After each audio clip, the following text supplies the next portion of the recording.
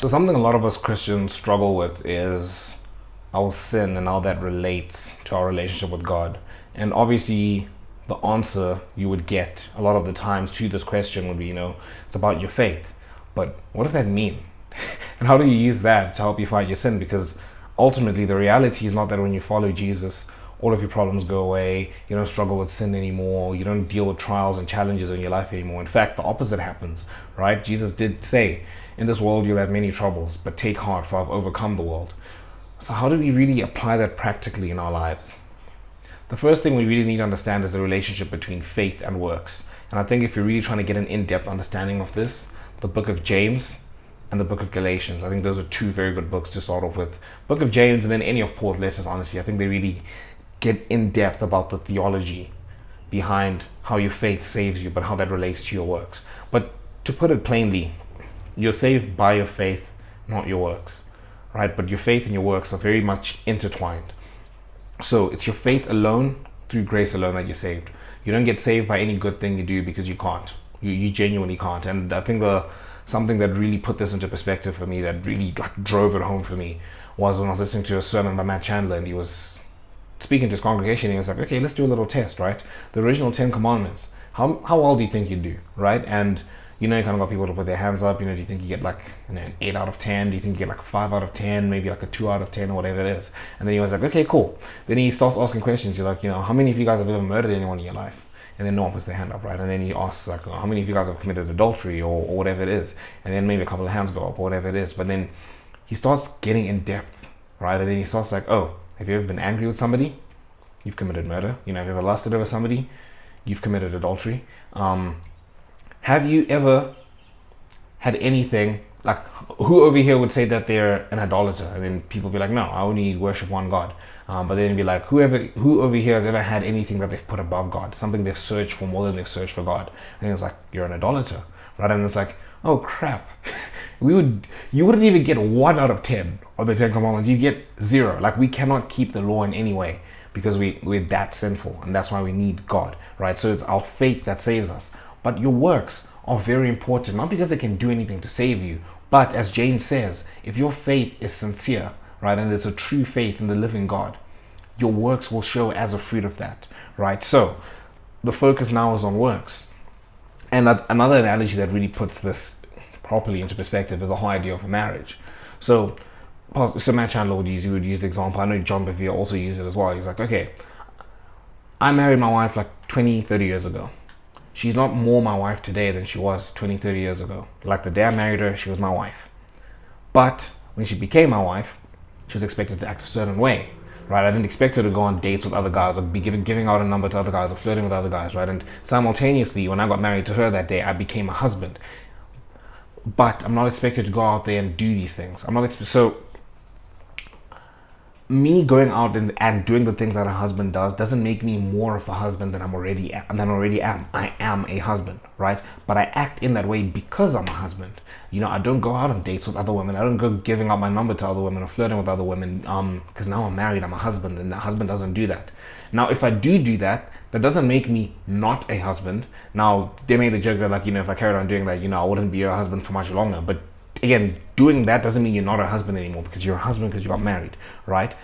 But it would very much impact your relationship with her, and it wouldn't be in line with who you are.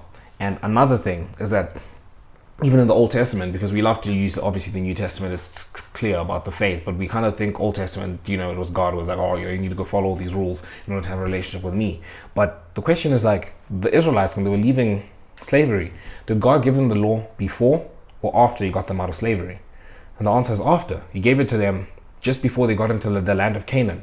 But he did not say, I'm going to give you this law, follow it perfectly, then I'll move you out of slavery. He was like, here you go, I'm taking you out of slavery because you're my children. I love you, you're my children. But now that you are my children, right, here's the law, right? Because this is how I want you to live life. And I think that's a nice way of explaining the relationship between our faith and our works. Now, how do we, break free from sin? How do we actually stop living in the sin once we've been saved, right? How do we tap into that faith? When Jesus is take heart, for I've overcome the world with these troubles that you guys are facing. How do you actually take heart in that? And I think the first thing is that you need to walk in genuine faith. So as Christians, we always fall back into our old habits. You know, it's why Paul wrote a whole book, the book of Galatians, right, to the church of Galatia, because they were falling back into this. The Jews were being like, no, you guys, you Gentiles, if you want to be a real Christian, you have to go get circumcised and basically be like Jews before you can be saved. And Paul's like, no, you're not saved through any of that. You're saved through your faith. And we need to go back to that basic, right? When we try and fight sin, we start again treating it like a little game. It's like, oh, I didn't sin today, so I'm good, or I sinned today, I'm bad, I'm not close to God anymore. But it's like, no, the reality of the fact is you're bad regardless, right? You're inherently bad. But it's because of God's love that you're saved. And when you sin, you shouldn't be like, oh, I'm further away from God. Now, sin does take you away from God. Like if you do live in sin, it will take you away from God, but it doesn't love you any less. And the important thing, what Satan loves to do in this, is that he loves to make you think that, oh, I've sinned, therefore God doesn't want me, so I should just draw away from God until I fix myself so I can come back to him, which is nonsense, absolute nonsense, and it is antithetic to the gospel, right? What God wants us to do is to respond to his love, right? To be like, okay, I've sinned, but like, I want you, God. The only way I can break free from this is through you, through having the genuine faith and relationship with you. So it's something you should be chasing, and you break free from that sin through his power, not your own, right? So you draw closer to him, right? You become more intentional with building a relationship with him, because I'm trying to think of an example I can use. But you basically get sanctified through having a relationship with God, right? But you're a child of God. Back to the marriage analogy, you're a child of God the moment you give your life to him, right? But the more you have a relationship with him, the more you start acting that way.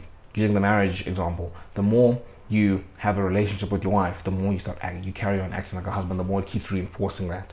And it's a similar thing here. You break free from sin, not through your own power, but through his power. And you do that by focusing on where your faith is placed, right? Because again, once we start sinning, it's like, oh, I need to stop doing this. Where am I going to put my faith? Let me put my faith in myself to break free from the sin. And then you never break free from that sin. You need to put your faith in him and realize that, like, oh, I've sinned. Like, this is just another show of how much I need God. And you just keep responding, right, to him. And there's a quote I heard where it's like, when you take a step towards God, he takes 2 steps towards you, right? And I think the biblical verse that would relate to this is the whole idea of, like, when you reach out to God, he wants a relationship with you, right? If you seek him, he'll come closer to you, right? You will build a relationship with him. And I think it's an important thing for us to do, that we respond to his love, and we keep searching for him. But yeah, you guys let me know what you think of the topic in the comment section below. Make sure you hit subscribe to join the community, and until next time, see you guys.